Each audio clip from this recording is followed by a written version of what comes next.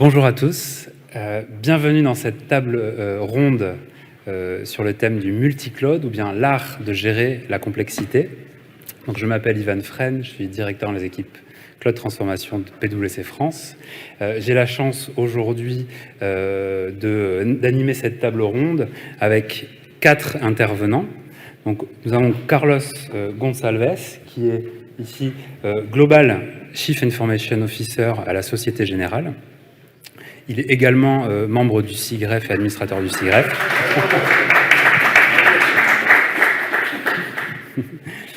Donc nous avons également Vincent Roy, qui est sécurité spécialiste chez Splunk. Voilà. Bonjour à tous. Il faut l'applaudir aussi. Nous avons avec nous Donny Vent, Principal Security Researcher à Mastercard. So he is from the US and came especially for this event to. Il est venu tout spécialement à cet événement pour parler avec nous, venant directement des États-Unis. Et nous avons également Tobias Olvard, qui est CEO de Sourcing International, and he also made a trip. Il a aussi fait le voyage spécialement en France pour assister à cette table ronde. Bienvenue. Donc nous allons parler multi-cloud. La conférence, la table ronde va se dérouler, on va avoir une séquence avec un certain nombre de sujets qu'on va aborder par les 4 intervenants. L'idée, c'est de définir qu'est-ce que le multi-cloud, parler des challenges et de la complexité de devoir traiter du multi-cloud avec plusieurs cloud providers, mais également potentiellement aussi des axes de solutions, de discussion. On va finir la session par 10 à 15 minutes de questions que vous pourrez poser à la fin. Voilà, ça va durer 1 heure à peu près. La spécificité, c'est que nous avons des intervenants francophones et anglophones. Donc on va avoir une partie en français, une partie en anglais. Donc vous avez des headsets avec une traduction instantanée qui marche plutôt bien. Channel 1, c'est pour avoir le français. Channel 2, c'est pour avoir l'anglais. Donc n'hésitez pas à mettre vos casques pour pouvoir avoir la traduction en direct. Ceci étant dit, je vous propose de commencer peut-être avec une première question autour de finalement qu'est-ce que le multi-cloud et pourquoi le multi-cloud. Peut-être que Carlos voulait prendre la parole ou répondre en tout cas à cette question. Enfin, je pense qu'on peut tous répondre, mais la question de qu'est-ce que le multi-cloud, c'est et la manière dont on l'a posée, elle va au-delà de multi-cloud public, parce que souvent on regarde combien de cloud public on a, mais en fait on a d'abord du cloud hybride. Et pour des grandes entreprises, je ne parle pas d'une start-up ou d'une petite entreprise qui démarre dans le cloud, pour des entreprises de taille moyenne ou des grosses entreprises, on a d'abord un legacy, on a d'abord des clouds privés, et on opère dans plusieurs juridictions, dans certaines, il n'y a même pas de cloud public. Donc la première question, c'est on a une obligation, pour juste des questions d'opérer notre propre business, d'avoir un cloud interne. Puis après, on a des clouds publics, effectivement. Et donc la complexité de ce qu'on a à gérer, c'est plusieurs clouds publics qui coopèrent, interagissent avec un cloud interne. Et donc la question de fond est l'ensemble des modèles de sécurité qu'on va avoir sur l'ensemble de ces clouds, comment ils opèrent. C'est la réglementation dans laquelle on se trouve dans les différents pays. Et c'est finalement le coût d'opérer un système qui est aussi complexe que un cloud privé plus un ou plusieurs clouds publics. Merci. Est-ce que, par exemple, il y a des différences finalement sur le territoire français ou européen? Est-ce que il y a quelque part un landscape ou une adoption autour de multi-cloud? En fait, est-ce qu'il y a des spécificités au territoire français? Je ne sais pas si Vincent. Oui, donc sur le territoire français, on peut reprendre un peu les métriques qu'on manipule habituellement. On pourrait dire que 94% de nos clients sont déjà très cloudisés. Et pour donner une idée aussi, c'est généralement 5 fournisseurs de cloud qu'on a en moyenne par chacun de nos grands clients. Comme ça a été bien décrit, plus les clients sont de taille importante, plus la probabilité qu'on ait affaire à du multi-cloud est importante.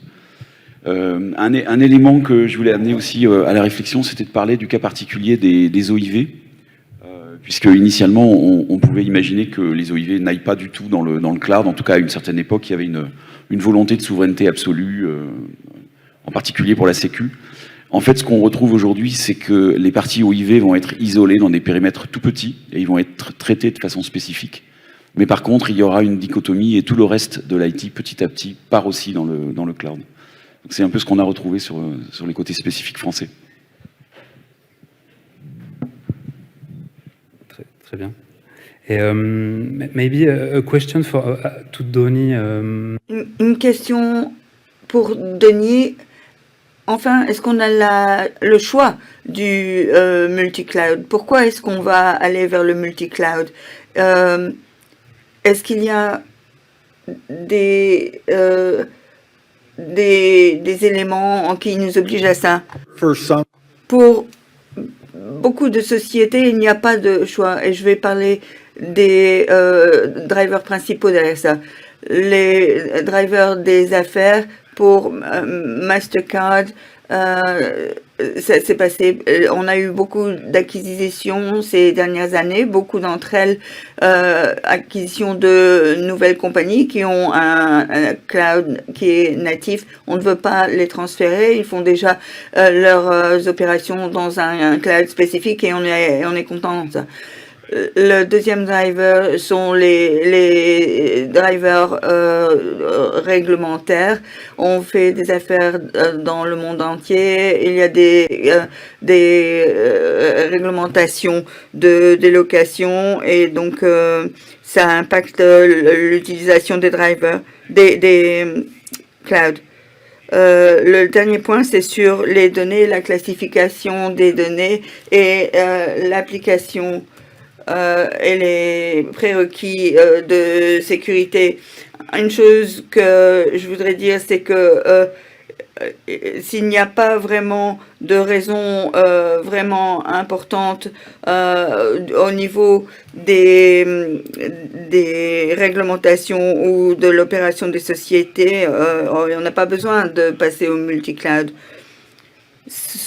Ce n'est pas néanmoins quelque chose que vous ne devriez pas envisager, mais il ne faut pas faire du multi-cloud pour faire du multi-cloud seulement, non.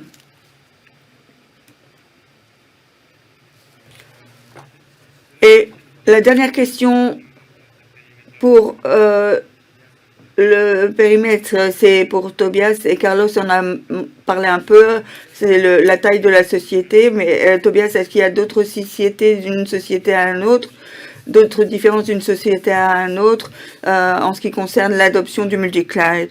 De mon point de vue, il y a d'énormes différences d'une société à une autre, dû aux problèmes de réglementation ou les besoins liés aux affaires. Hosted Redway ont 5 régions et 4 secteurs et l'une est pour la gestion des chemins de fer et ils évitent le multi-cloud. Red Cargo, ils ont une concurrence énorme, donc ils ont investi dans des services multi-cloud. Un autre client qui est un opérateur de pipeline qui transporte du gaz de Hongrie à l'Italie. Il tombe sur la réglementation de Nice, mais comme ça doit être sous-traité, ils ont eu l'option d'avoir l'option Greenfield. Est-ce qu'on le construit? Est-ce qu'on va pour la sous-traitance en 100%? Ils ont décidé de se tourner vers les services de cloud. C'est vraiment différent pour un type de société comme ça, mais pour eux, c'était le meilleur système pour avoir un taux de succès le plus rapide possible. Donc oui, il y a de grosses différences.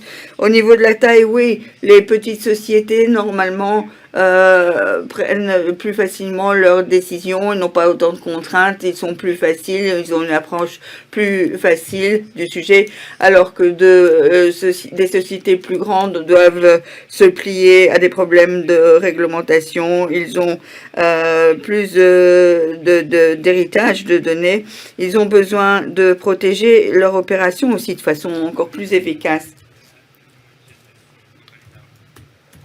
Comme vous l'avez dit, il y a des sociétés qui sont dans le Greenfield.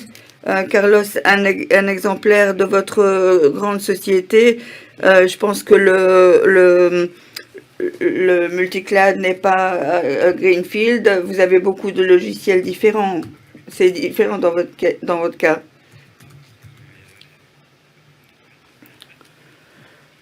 Oui, vous pouvez parler en français. Une entreprise très large et avec un legacy, comme tu l'as dit. Mais c'est surtout je reviens au point de tout à l'heure, est-ce qu'il y a un driver pour aller dans le cloud public, multi-cloud public? Non, il n'y a pas de driver pour le cloud public. Après, il y a un principe de réalité, il existe ou il n'existe pas, et dans certains cas, il n'y a pas de cloud public dans ce pays, et dans d'autres cas, on a bien la réglementation qui nous interdit, puisque étant une banque, on est extrêmement régulé, on a interdiction dans certains pays d'opérer dans le cloud public, de mettre des données bancaires dans le cloud public. Donc, par définition, le paysage qui s'offre à nous, qu'on le veuille ou pas, il est bien dans ce domaine-là. Donc, après, pourquoi on va dans le cloud public? Je pense qu'il y a différentes manières d'y aller.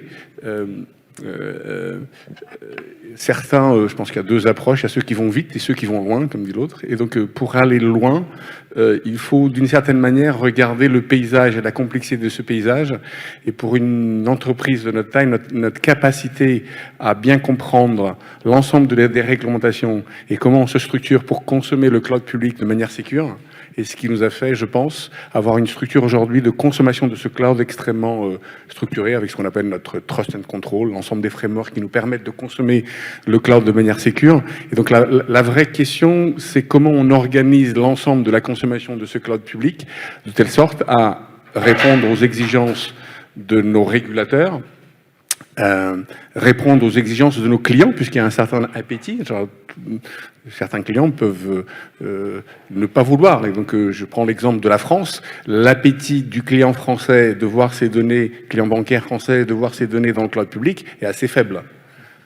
Et donc, évidemment qu'il faut prendre en compte dans la manière dont on construit notre propre ici, également l'appétit au risque, l'appétit de nos propres clients. Donc, on a pris la décision, très clairement, pour les clients français, de ne pas mettre nos données clients dans le cloud public. Donc, il y a cette réalité qu'il faut prendre en compte, à la fois le monde qui est un peu plus complexe que je mets tout dans le cloud public, ça n'existe pas. Notre réalité qui est celle d'une banque, celle de nos régulateurs, et c'est cet ensemble-là qui fait finalement un SI. Et donc notre capacité à bien le structurer à la base, de savoir qu'est-ce qu'on met dans le cloud public et pourquoi, c'est ça le vrai fondement, c'est-à-dire qu'est-ce qui va dans le cloud public et quelle est la bonne raison pour laquelle je me mets dans le cloud public, quel est le business case, quel est le use case du cloud public. Et on a fait une longue expérience du cloud public depuis quelques années, puisque cette stratégie a commencé depuis très longtemps. Et pour nous, par exemple, la consommation du cloud public dans un mode lift and shift, on l'a prouvé, ça ne marche pas, il n'y a aucune valeur ajoutée. J'ai pas dit que le cloud public n'avait pas de valeur ajoutée. J'ai dit juste que le lift and shift, si c'est pour faire du IaaS pur, n'a pas de valeur vu de notre point de vue. Par contre, une application qui est cloud native, transformée, qui consomme le modèle de sécurité du cloud et qui donc tire tout le bénéfice du cloud, oui, il y a évidemment des use cases dans lesquels ça peut marcher. Donc il y a évidemment différentes manières de consommer et c'est la stratégie et la manière dont vous avez construit la consommation du cloud qui donne finalement le paysage dans lequel on se trouve avec votre business, vos pays, vos réglementations, où vous vous trouvez. Merci à tous les quatre, parce que du coup, ça pose bien un peu le périmètre finalement de ce qu'est le multi-cloud, de pourquoi on y va. Finalement, il y a des fois le choix, des fois pas le choix, en fonction des réglementations, des pays, des tailles d'entreprise. Du coup, peut-être, maintenant qu'on a un peu posé ce cadre, finalement, alors on a déjà un peu introduit des notions de complexité, mais finalement, quels sont un peu les grands challenges pour pouvoir mettre en œuvre ce multi-cloud? Donc on pense notamment voilà, peut-être à avoir des modèles de sécurité multiples et différents. Est-ce que voilà, là-dessus, peut-être à nouveau, Carlos, si vous avez des éléments par rapport justement à comment, quelle est la complexité pour pouvoir gérer justement ces différents modèles de sécurité? Non, je ne vais pas monopoliser la parole, mais passer la parole à mes petits copains. Si vous regardez chacun des clouds publics, chacun a un modèle de sécurité. Et vous, en tant qu'interne, vous avez également votre modèle de sécurité. Et donc, quand vous commencez à consommer du cloud public, vous avez votre modèle de sécurité qu'il va falloir mettre en cohérence, d'une certaine manière, avec le modèle de sécurité du cloud public. Et donc, la complexité qui vient avec tout ça, c'est comment vous arrivez à contrôler, non seulement implémenter votre modèle de sécurité, donc on a fait le choix avec certains des acteurs, puisqu'on a 2 clouds publics, de définir ce modèle de sécurité et bien s'assurer que notre politique de sécurité est bien déclinée. Mais on parle de sécurité, mais il y a 2 éléments à contrôler quand on va dans le cloud public, de notre point de vue, la sécurité et la compliance. On a un certain nombre de règles de compliance. Et donc c'est le trust and control tel qu'on le conçoit, c'est bien l'ensemble des politiques de sécurité appliquées à nos clouds publics et notre cloud interne. Donc ça, c'est le premier niveau, c'est ces modèles. On a d'autres, je pense, d'autres éléments de complexité qui sont... chaque fois que vous allez dans le cloud public, vous avez ce modèle de sécurité, mais vous avez également... les spécificités de chacun d'entre eux sont différentes. On vient également avec des ressources, c'est-à-dire que la capacité à sourcer de l'expertise et des ressources qui connaissent bien ces modèles et qui connaissent bien le cloud Azure ou le cloud AWS ou le cloud de GTC, Google, c'est une complexité également extrêmement forte quand vous voulez gérer et avoir l'expertise en interne de l'ensemble de ces clouds. Donc c'est les modèles de sécurité, c'est la complexité d'acquérir les skills, d'acquérir les compétences, et plus vous multipliez les clouds, plus vous avez un coût, donc je reviens au 3e élément, plus vous avez un coût énorme de l'ensemble de ces clouds. Et si vous commencez à penser sur les données que vous mettez dans le cloud public et pensez aux use cases qui sont entre les clouds, donc si vous n'avez pas réfléchi à votre architecture data, donc où vous positionnez les données dans chacun des clouds, vous vous retrouvez évidemment avec une certaine complexité de comment vous trouvez les use cases des données qui se trouvent dans le cloud A, B ou C, voire dans votre cloud interne. Et donc la complexité de ce cloud est, de mon point de vue, sur ces 4 aspects. D'accord. Et du coup, vous mentionnez un petit peu cette notion de compétence. I will switch to English. So you mentioned this skills. Vous avez mentionné cette idée de compétence. Denis, est-ce que vous avez de l'expérience quant à comment attirer ce niveau de compétence? Oui, c'est l'un des coûts les plus élevés quand vous pensez à poser l'architecture des coûts, pensez aux différents modèles de sécurité pour votre environnement cloud. En fait, il faut qu'il y ait une vue de l'architecture de votre propre équipe à haut niveau, vos besoins en sécurité et vos modèles de sécurité. Mais pour mettre en route votre propre architecture de sécurité, vous avez besoin d'experts de sécurité qui peuvent dessiner cette architecture de haut niveau que vous avez créée. Et quand vous ajoutez à ça les différents niveaux, les différentes couches de sécurité dont vous aurez besoin avec chacun de ces fournisseurs, parce qu'il y a des besoins liés à des données ou à des applications, vous multipliez alors l'expertise qui est requise, qui est nécessaire. Ça va dépendre de vos raisons. Si vous allez à un fournisseur de cloud pour des applications plus sécures, vous avez des demandes plus importantes comparées à un autre que vous utilisez pour des données plus générales.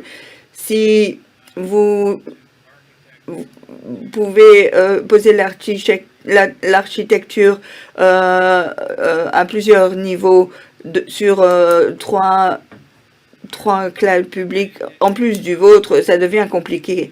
C'est pas simplement une histoire de trouver les bons ingénieurs, c'est le fait de les garder avec leur expertise. Donc c'est une chose de trouver ce genre de personnel, mais c'est aussi une chose importante de les garder. Le niveau suivant sur la compétence, c'est comment nous organiser ou organiser la société pour faire face à cette complexité multicloud. Donc, ça peut être une histoire d'organisation et de gouvernance. Et Tobias, est-ce que vous avez une expérience dans ce domaine? Ou des exemples de ce type de complexité de l'organisation de la gouvernance? Je pense que garder votre modèle de gouvernance propre est clé parce que je suis d'accord avec Carlos, plus vous avez de fournisseurs cloud, plus de modèles de sécurité seront en face de vous, plus de factures vous allez recevoir ou plus de rapports SNA vous allez recevoir. Donc, si vous pensez que une organisation de taille moyenne aurait 100, 200, peut-être 1000 différents services cloud dans quelques années, pas les plus grandes sociétés, pour facturer ça en tant que service.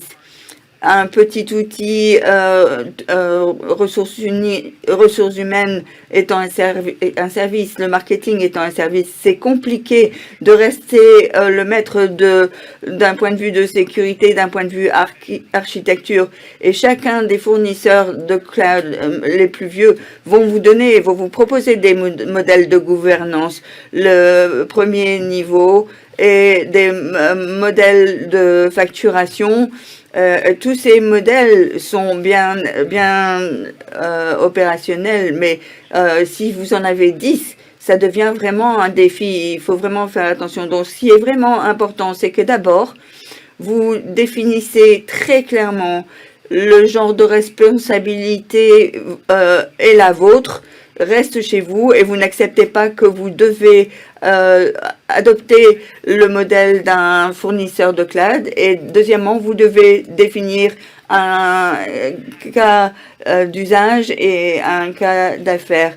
Généralement, ça contrebalance les coûts des services du fournisseur. C'est faux de dire que ce service cloud est cool, que c'est très bien pour les ressources humaines. Il faut d'abord s'assurer que ce que vous avez est nettement un avantage, que la sécurité et les coûts opérationnels, le fait de gérer ce fournisseur coûte moins. Sinon, n'y allez pas, parce que sinon, ça sera un cheminement chaotique, risqué, parce que vous allez faire face à un problème de sécurité ou un problème financier, un problème de coût. C'est ce qu'on voit dans le monde entier en ce moment. OK? Complexité en termes de compétences, de différents security models, l'aspect gouvernance, organisation. Et maintenant, si on passe un peu sur la partie plus, on va dire, run, en fait, comment est-ce qu'on opère, et notamment, il y a un des sujets autour de tout ce qui est investigation, forensique, diagnostic, qu'est-ce qui se passe, comment est-ce que je suis en capacité de bien superviser les choses, qui apporte aussi de la complexité, je crois, et pas forcément un sujet simple. Oui, tout à fait. Donc là, on rentre, on va dire, dans le métier des opérations de sécurité, typiquement ce qu'on trouve dans un SOC. Ce qu'on peut dire aussi en préambule, c'est que initialement, beaucoup de ces opérations sont basées sur ce qu'on appelle des logs de sécurité, qui sont donc des éléments de données qu'on manipule au niveau des équipes de sécurité. Et comme ça a été très bien décrit, la difficulté, c'est que au niveau des fournisseurs de cloud américains, n'y a pas eu encore de convergence dans ce domaine-là, et donc on est face finalement pour les équipes de sécu un double problème. D'abord, le paradigme a changé, puisque là on est dans le cloud, on est beaucoup, on parlait tout à l'heure de consommation d'applications plutôt que d'infrastructures. Donc ça veut dire au niveau des équipes de sécu qu'il faut qu'ils pensent différemment, donc il y a tout un sujet de training et de formation autour de ça. Et en parallèle de ça, on se retrouve quand on a du multi-cloud avec des fragments de données qui ne sont pas formés pareil, qui ne sont pas normalisés, et donc sur lequel on a aussi une difficulté à essayer de travailler cette donnée pour rendre du sens. Donc fort heureusement, les sujets ont quand même avancé puisque les technologies maturent. Et donc ce qui est en train de se passer aujourd'hui, c'est qu'on a des sortes de cohérence, de convergence entre les différents modèles de données, de telle façon à ce qu'on puisse retrouver finalement ce savoir-faire. On a très souvent besoin de souscrire, c'est-à-dire que le mode où on a la sécurité par défaut en termes de collection de logs n'est pas automatique. Très souvent, il faut souscrire il y a une action supplémentaire à faire pour récupérer ces données.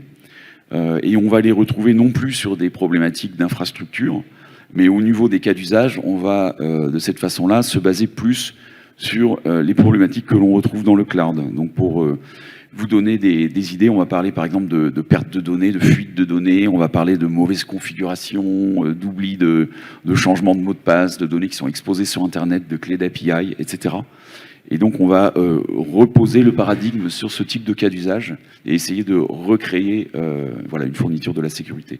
Ce qui reste une difficulté cependant, c'est d'arriver à tracer de bout en bout. Très souvent sur des attaques un peu complexes, on a affaire à des pénétrations qui se déroulent sur des années et à travers plusieurs couches du SI. Et le fait de suivre la trace va rester quand même une difficulté, on va dire, un peu supérieure dans le monde du cloud. Dernier point, évidemment, si le cloud est compromis, on dit souvent qu'il est plus sécurisé que ce qu'on a on-prem. Par contre, on a des incidents dans le cloud. Et là, par contre, compromettre une infrastructure cloud, ça a tout de suite un impact qui est important. Très bien, merci. Il y a aussi un dernier point, c'est-à-dire que, en effet, il y a la partie multi-cloud. On peut vouloir aussi passer d'un cloud provider à un autre. Et finalement, cette partie un peu réversibilité entre cloud providers, comme justement on a déjà une diversité de fournisseurs cloud, peut aussi peut-être amener de la complexité. Donc, est-ce que vous, voilà, par exemple, Carlos ou d'autres, avez-vous des exemples sur voilà, quelle complexité, justement, quand on veut faire un peu de réversibilité, quels sont les challenges derrière ça? Oui, alors là-dessus, la réversibilité, donc typiquement sur les opérations de sécurité, une des grosses problématiques, c'est la manipulation des données. Donc on pense souvent aux données d'incidents, aux données de log. Il va y avoir des très grosses volumétries, évidemment. Et l'égresse dans le cloud est toujours un sujet, c'est-à-dire la capacité à sortir les données. Parfois, il y a des coûts supplémentaires, parfois c'est simplement pas possible. Et donc la réversibilité pose des nouvelles problématiques. Parfois, le plus simple reste encore de maintenir deux systèmes un certain temps jusqu'à ce que les logs expirent et ne soient plus utiles, afin qu'on puisse les supprimer. On pense aux logs, mais il faut imaginer aussi, je parlais tout à l'heure de cas d'usage, de règles de détection, toutes ces, on va dire, la posture de sécurité au global avec toutes ces métadonnées.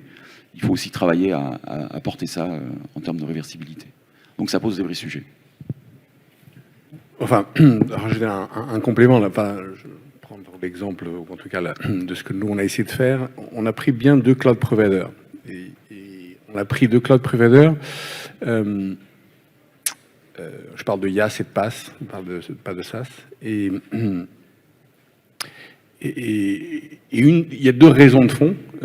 La première, c'est que quand vous êtes sticky avec l'un d'entre eux, c'est très très bien d'en avoir un deuxième. Donc, d'un point de vue stratégique, notre capacité à maintenir une pression avec 2 cloud providers pour les entreprises, en tout cas de taille normale, est très intéressant, pour pas dire vital. Ça nous permet de contenir d'une certaine manière des prix et d'avoir une capacité de négociation bien plus forte que quand on en a un seul. Donc garder 2 cloud providers est presque fondamental et indispensable pour des entreprises de notre taille. Mais pour le faire, finalement, c'est assez antinomique avec pourquoi on va dans le cloud. Donc j'ai essayé de développer cette partie-là. Donc pour le faire, on a besoin de mettre un certain nombre de normes, de standards, de conteneurs, pour venir dans tout le détail de qu'est-ce qui fait que j'arrive d'une certaine manière à avoir une réversibilité de ce que je mets dans l'IaaS, dans le cloud d'un point de vue IaaS, de le bouger dans le cloud d'à côté. Mais la raison pour laquelle on va dans le cloud finalement public, c'est parce qu'on va chercher de l'innovation. Et si c'est de l'innovation, c'est qu'il n'existe pas à côté. Et donc là où ça devient un peu compliqué, ce sont les use cases, pour certains d'eux les plus profitables, et qui sont ceux où on va chercher quelque chose de très différenciant dans un des clouds publics. La réalité, c'est qu'il n'y en a pas tant que ça. D'accord ? Donc on en a quelques-uns, mais il n'y en a pas tant que ça. Et les use cases que nous, on a vus dans le cloud public qui sont extrêmement intéressants, ce sont ceux où il y a une volatilité très importante dans la consommation. Et donc pour cela, finalement, c'est assez simple d'imposer des normes. Donc quand vous êtes dans des sujets qui sont purement liés à du IaaS, enfin de compute storage, enfin des trucs de base, en fait la norme est très intéressante, elle nous permet cette réversibilité. En tout cas, elle permet de garder la capacité de négo. Et on l'a déjà vu à plusieurs reprises avec nos cloud fournisseurs. Et le deuxième sujet qui est important, c'est d'une certaine manière, on parlait de réversibilité, mais la réversibilité, elle est nécessaire pour nous en tant qu'entreprise, mais by the way, nos régulateurs commencent à nous le demander. DORA va le demander. Alors, la réglementation DORA va imposer à un certain nombre d'entreprises d'avoir de la réversibilité sur les clouds publics notamment. Donc il va falloir que, indépendamment de qu'elle soit opérable dans la seconde, au moins que vous ayez vos plans de réversibilité.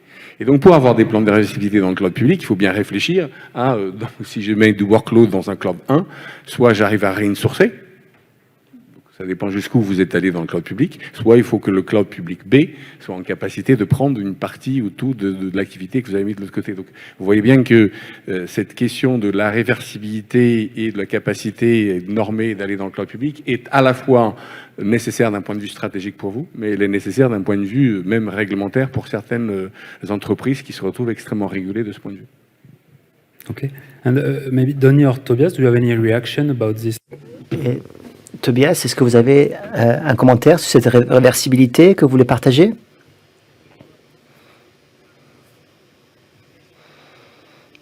De mon point de vue,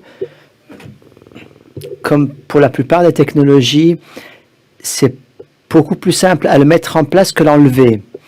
Donc, je l'ai vu personnellement, l'idée de pouvoir aller d'un fournisseur cloud à un autre, je n'ai pas travaillé avec ce domaine-là, d'aller d'un service, d'un fournisseur à un autre. J'imagine que ça peut être complexe. Tobias, quelque chose de votre côté? Je pense que ça deviendra de plus en plus difficile.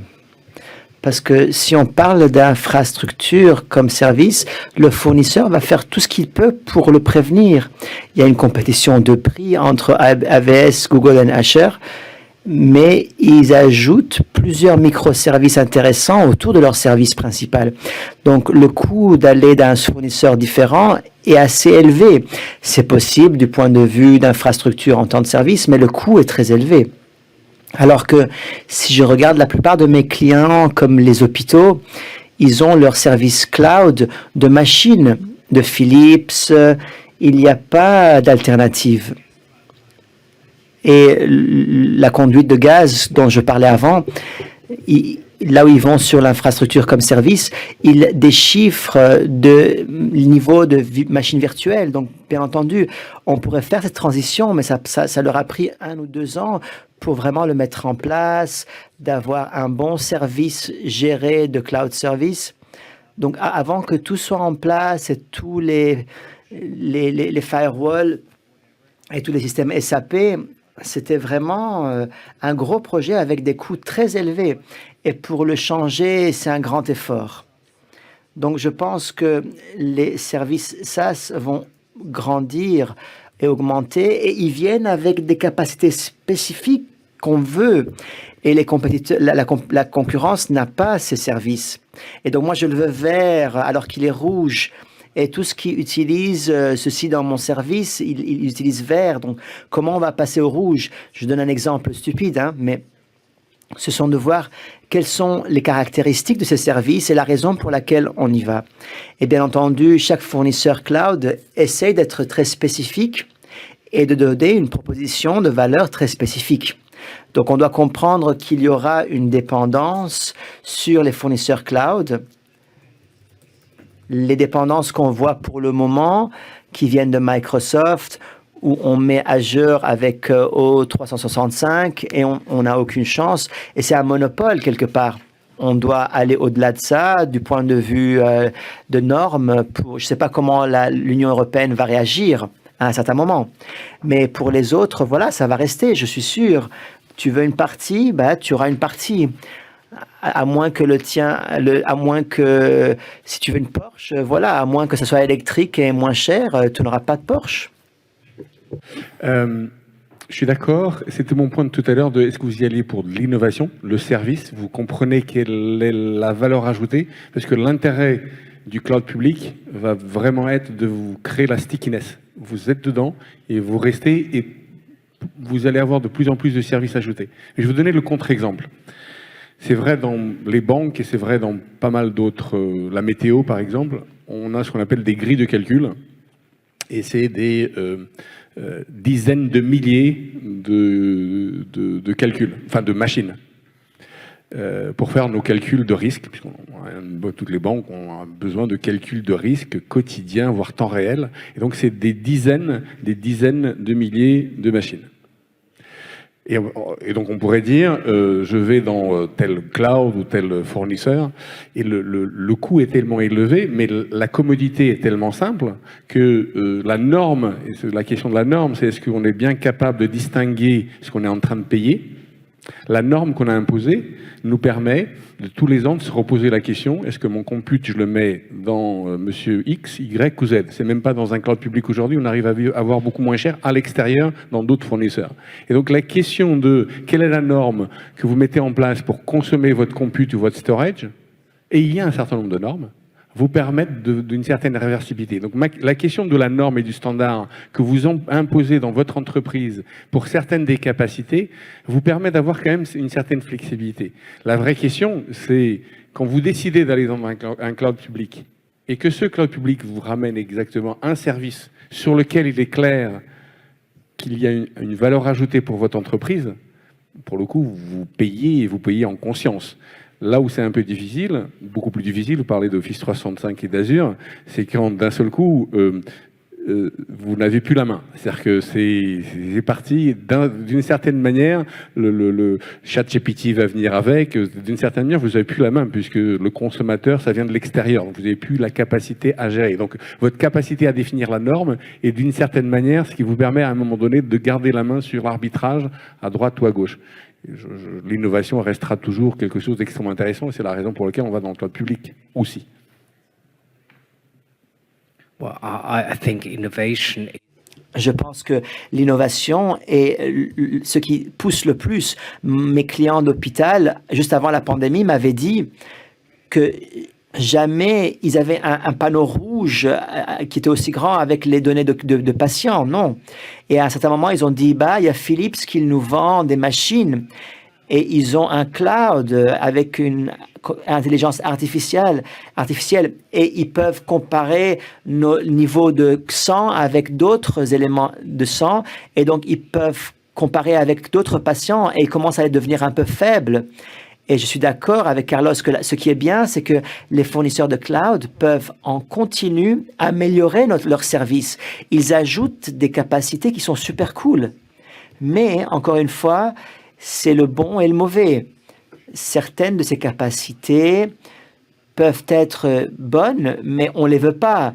Donc, venant de point de vue d'une banque, un de mes collègues m'a dit qu'il lui a fallu 6 mois pour convaincre le syndicat de travail pour ce qui est informatique de son organisation que Teams est acceptable.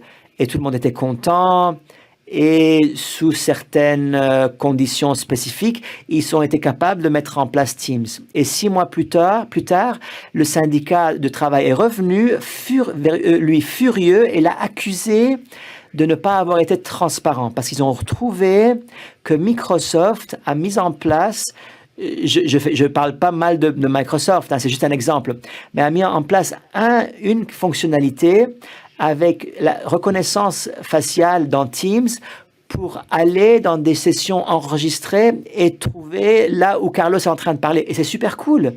Du point de vue RGPD, voilà, c'est pas cool. On le veut pas.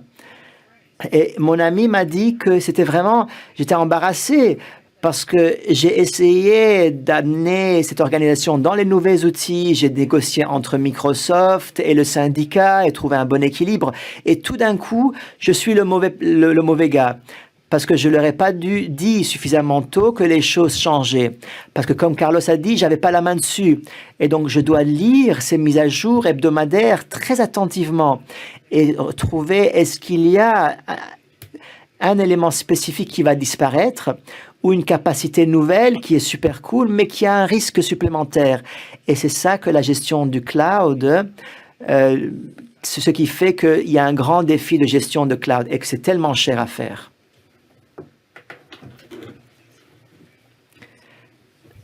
On vient de voir en fait dans les challenges, c'est qu'il y a quand même une sorte de compromis entre l'innovation, et justement c'est aussi l'intérêt d'aller chercher l'innovation chez les cloud providers, mais il y a le risque d'être dépendant aussi à ces services. Donc finalement, est-ce qu'il y a peut-être des solutions ou des bonnes pratiques pour pouvoir justement arriver à équilibrer un petit peu voilà, le trade-off, hein, le compromis entre la partie bénéficier de l'innovation et peut-être être un peu moins dépendant. Et peut-être Donny, sur cette dimension-là, on a, en préparant la table ronde, mentionné des choses. Peut-être que... Yeah. Oui, et je pense, de mon point de vue, il y a une grosse différence dans ma pensée sur ce que moi je fais sur les logiciels et les services et vraiment l'environnement cloud. Et quand on va dans le multi-cloud, je regarde comment est-ce que je peux créer une architecture globale, interne, qui est la plus agnostique possible pour ces différents clouds. Donc, ça nécessite d'avoir un niveau d'architecture à haut niveau et une expertise qui peut avoir les capacités et les faiblesses de chacun de ces fournisseurs cloud.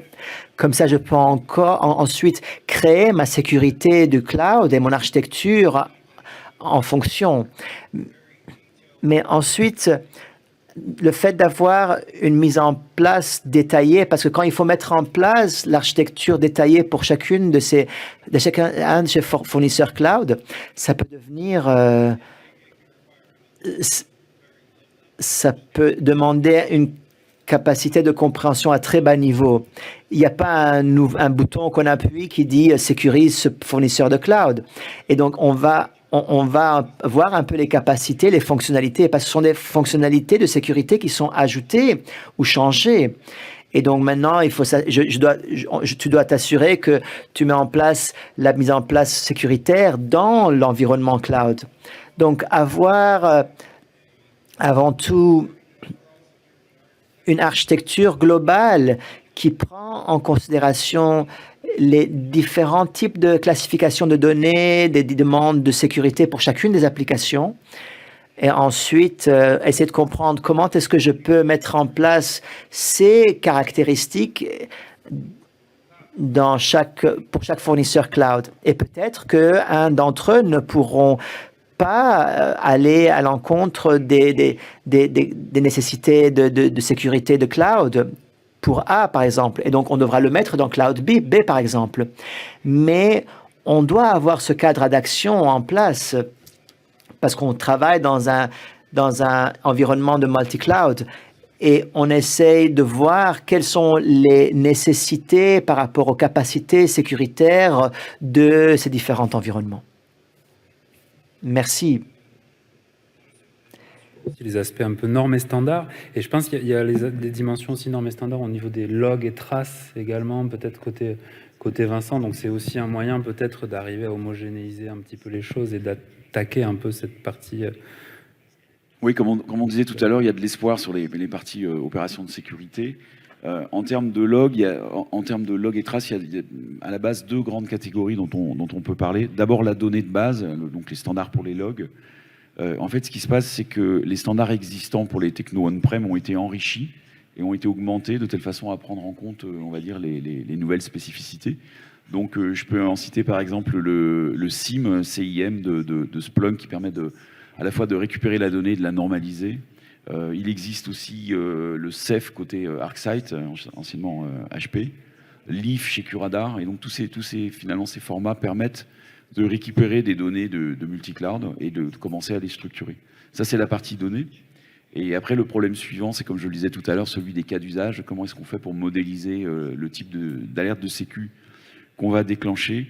Donc là aussi, on a de plus en plus de demandes chez nos clients d'avoir un système qui soit un peu agnostique, qui permette de faire de la réversibilité, de changer l'outil et de regarder les différents clouds. Donc on parle par exemple de règles Sigma qui sont pas mal utilisées. Côté Splunk, il y a le SPL aussi qui permet quand même de faire pas mal de choses.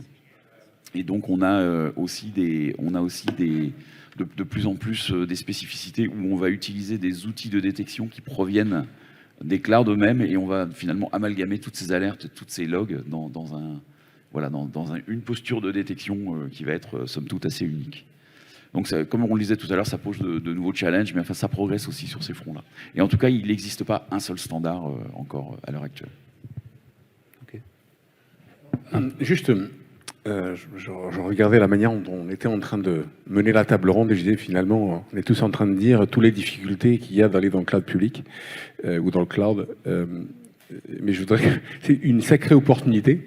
Il faut le voir d'abord à l'envers, il s'impose à nous tous, il sera là et il va façonner d'une certaine manière la manière dont on fait l'IT. Donc les questions qu'on est en train de se poser tous collectivement, c'est finalement comment on le structure de la meilleure manière pour tirer un bénéfice d'une innovation, d'un potentiel qui est juste incroyable. Et donc le point de fond, c'est d'une certaine manière de bien éclairer l'ensemble des risques qu'on est en train de voir, d'un point de vue sécurité, d'un point de vue compliance. Et je regardais un petit peu quelles étaient les failles de sécurité qui sont publiques, connues, et qui ont été communiquées dans le cloud public. Et pour la plupart d'entre elles, si vous regardez bien, ce ne sont pas des failles du cloud public, c'est des mauvaises implémentations du cloud public. C'est que, on le disait tout à l'heure, on n'avait pas l'expertise suffisante pour comprendre le fonctionnement de ces services. On a laissé certains développeurs avec peu d'expérience consommer des services qui ne devraient pas et on se retrouve avec des données exposées dans le cloud. Et donc la question de fond, c'est un outil incroyable. Et la vraie question, c'est est-ce qu'on sait manipuler cet outil de la meilleure manière et d'en tirer le meilleur parti pour nos organisations, pour nos entreprises. Mais et c'est ce risque-là qu'il faut bien modérer. Donc il ne faut pas l'opposer. Donc j'essaie de me dire, mais si j'étais dans l'assistance, je partirais de là. Je dis juste, il veut arrêter dans le cloud public. Et en fait, non. En fait, il faut y aller encore plus. Donc, il faut former nos équipes. Il faut structurer. Il faut avoir une démarche extrêmement holistique, compréhensive de pourquoi on va dans le cloud public. Et il faut être conscient aussi des risques que ce cloud peut porter. Et parfois, ce sont des risques que nous-mêmes on prend, mais sans en être conscient. Et donc, c'est d'une part les normes, les standards que vous mettez en place avec vos équipes, mais c'est aussi les contrôles. Donc il n'y a pas de normes sans contrôle. Donc la vraie question, c'est est-ce que vous mettez bien les normes? Est-ce que vous avez contrôlé l'ensemble de ce que vous mettez dans le cloud public, dans le respect de l'ensemble des réglementations et des normes de sécurité que vous avez définies? Est-ce que, comme le dirait mon ciseau, est-ce que c'est secure by design? Et donc je vous incite plutôt dans cette ordre-là, en regardant le cloud plutôt avec un certain positivisme, parce que je pense qu'on a beaucoup à en tirer. Je peux peut-être... Oui, mais Tobias, Vincent. La raison pour laquelle le cloud grandit autant, c'est pas parce qu'on est poussé là-dedans, mais c'est parce que c'est très attrayant également. Donc, prenons un autre exemple. Ça pourrait être très attrayant de devenir un pilote privé et de faire voler des petits vols pendant des vacances. C'est très risqué. Mais voilà, ça peut être très, très, très sympa. Comment on l'approche? On va à l'école, on va l'apprendre, on a des formations, on investit beaucoup de temps, on apprend beaucoup de pages, on fait des examens, et à la fin, on a le droit de voler et on a toujours des mises à jour, qu'est-ce qui change avec l'avion, et on doit être retesté chaque année. Et donc, c'est plus ou moins la même chose avec le cloud, avec deux différences. Une différence, c'est que personne nous demande si on aimerait utiliser le cloud. C'est là, ça va être là, ça bouge pas. La deuxième chose, c'est que personne n'a la chance de penser, est-ce que j'ai suffisamment de temps et de ressources pour le faire? Maintenant, je sais qu'aucune entreprise qui a suffisamment de ressources pour gérer le multi-cloud, au moins pour le moment, existe pour le moment. Peut-être en France, c'est différent, mais moi, j'en ai pas vu. Et même les plus grandes entreprises, il y a toujours trop peu de ressources. Ils ont trop de projets, toujours. Et c'est très difficile d'avoir les connaissances nécessaires du marché pour le moment. Donc, qu'est-ce qu'on fait si on a une situation très risquée avec peu de ressources? Ben, on coupe l'éléphant jusqu'à ce qu'on peut le manger. Donc, on réduit les attentes et on commence à petite échelle. On définit les cas d'utilisation, les business cases, on met en place les centres d'excellence du cloud, la première structure de gouvernance avec des mises en place décisionnelles. On met en place des modèles clairs de responsabilité partagée parce que le fournisseur cloud ne vous fournit pas tout ce dont vous avez besoin. Donc, il vous faut des services additionnels qui sont ceux qui sont les plus importants pour vous. Est-ce que c'est un soutien au premier niveau? Est-ce que c'est gestion financière? Est-ce que c'est un soutien financier? Est-ce que c'est la gestion du changement, des incidents? Vous aurez une longue liste de tâches que vous aimeriez faire et c'est très clair que vous ne pouvez pas les faire toutes en ce moment. Et donc, vous faites un flux de travail, une route, et vous prenez les plus urgents, vous investissez dessus avec les personnes nécessaires, les formations nécessaires pour qu'elles soient disponibles. Et la prochaine, dans 6 mois ou 12 mois, et si vous avez les ressources nécessaires, vous le faites plus vite ou vous prenez plus de temps. Donc, c'est comme ça que je pense chaque organisation devrait prendre le défi de ses ressources limitées, mais avec un train qui est déjà en route très, très rapidement, qui va très vite. Quelques questions? Oui, je voulais rester sur cette idée du rayon de soleil avant la fin de la table ronde. C'est vrai que sur les opérations de sécurité, on n'a pas mentionné non plus, on va dire, les nouvelles possibilités que ça offre. Donc typiquement, des demandes qu'on a beaucoup de nos clients, ça va être d'avoir un système élastique, typiquement qui est capable de grossir et d'allouer de la puissance de calcul quand il y a une attaque ou quand il y a des phénomènes anormaux, de telle façon à ce qu'on soit capable de faire face. Toujours dans le domaine des capacités de calcul et d'allocation de ressources, on pense aussi beaucoup aux nouveaux algorithmes comportementaux, à tout ce qui est machine learning qui est en train d'arriver. Et c'est vrai que ça nous ouvre aussi de nouveaux horizons pour être capable d'être plus pertinent sur la sécu et de mieux faire notre travail. Donc effectivement, ça a quand même beaucoup de positifs. C'est certain. Merci. Donc j'espère que cet échange a éclairé en tout cas un certain nombre de points sur le multi-cloud et je le pense. On a un petit peu de temps, donc il nous reste 8 minutes pour prendre quelques questions. Je ne sais pas si des personnes dans la salle veulent poser une question. Oui, alors...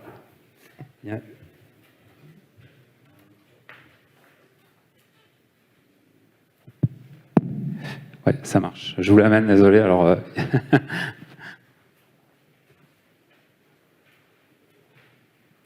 Merci.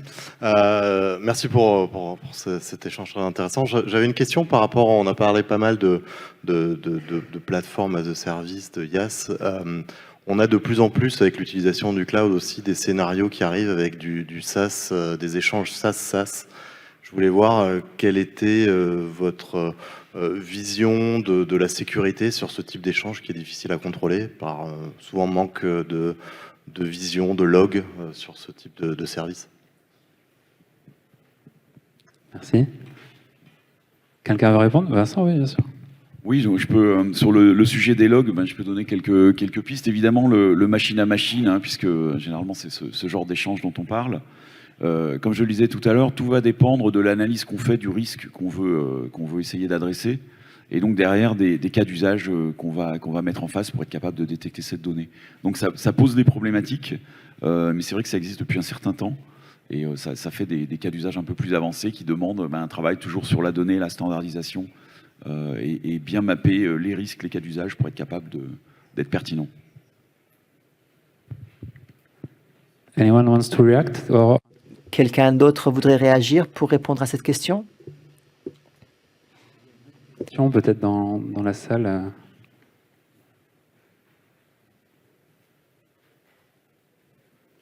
Moi, j'ai une question par rapport. Alors, je vais être impoli. Est-ce que on a parlé un petit peu de coût tout à l'heure.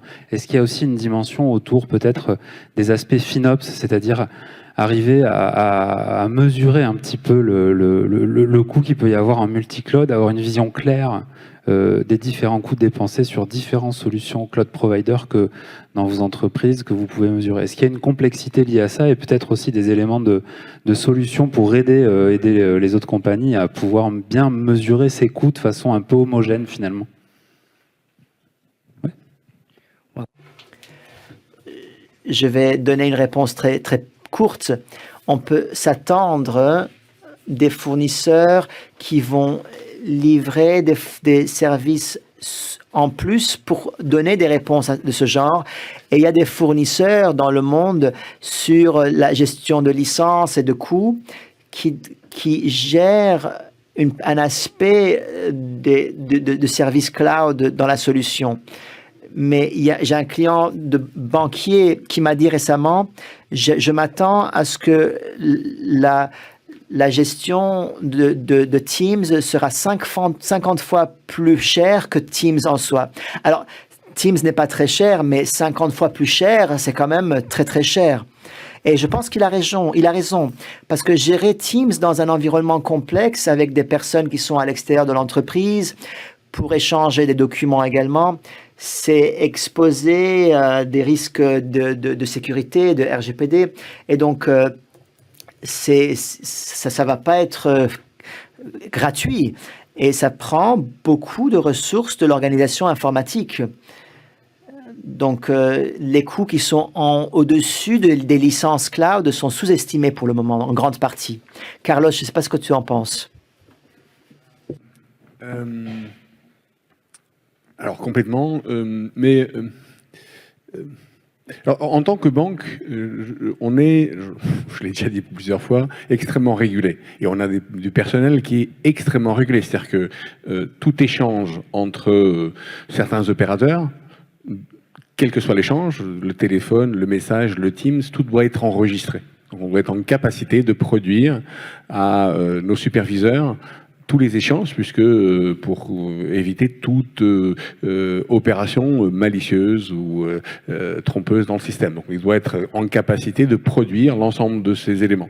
Alors, vous imaginez quand vous introduisez Teams, ou quand vous êtes obligé à la base de structurer l'ensemble des capacités de recording de l'ensemble des échanges de la banque, quelle qu'elle soit. Pire, vous envoyez un document dans Teams dans lequel il y a un lien, vous êtes supposé regarder tous les documents et les liens associés aux documents d'une personne qui est régulée. Donc, genre, la question de la multiplication des outils d'échange génère une complexité évidemment importante. Donc, ça ramène des coûts. Mais qu'est-ce qu'on ressent, en fait? C'est quoi l'alternative? Elle n'existe pas. Donc, et heureusement qu'on avait Teams ou Zoom ou des outils équivalents pendant le Covid. Les entreprises seraient mortes sinon. Donc, on a le même débat. C'est-à-dire que la question de est-ce que ces outils ramènent un certain coût dans l'entreprise? Fondamentalement, oui. Je ne sais pas si on a tiré encore l'ensemble des conséquences du Covid et du remote working, home working et comment nos collaborateurs et l'entreprise fonctionnent, mais ça ramène également un certain nombre de possibilités qui sont assez exceptionnelles. Et donc c'est presque la même discussion qu'on avait tout à l'heure du cloud, pour reprendre l'exemple de Teams, qui est c'est un outil et il faut bien comprendre l'intégralité de l'outil et comment il s'intègre dans votre propre business et votre réglementation. Et je suis d'accord avec ce que dit Tobias. En fait, ça ramène un certain nombre de coûts. Il faut bien en être conscient, parce que si vous ne le contrôlez pas, vous allez le découvrir un peu plus tard. Donc, je partage le point de Tobias. Il faut bien le réguler. Mais c'est une sacrée opportunité également. Tony? I was just thinking back when we Vous pensez au moment où on a commencé à parler du prix il y a 30 ans, j'étais dans le champ de l'orchestration, de l'automatisation. J'ai fait pas mal de présentations là-dessus. Maintenant, on commence avec les présentations avec pourquoi vous automatisez, pourquoi vous structurez l'automatisation. Est-ce que c'est pour, si c'est pour économiser, laissez tomber.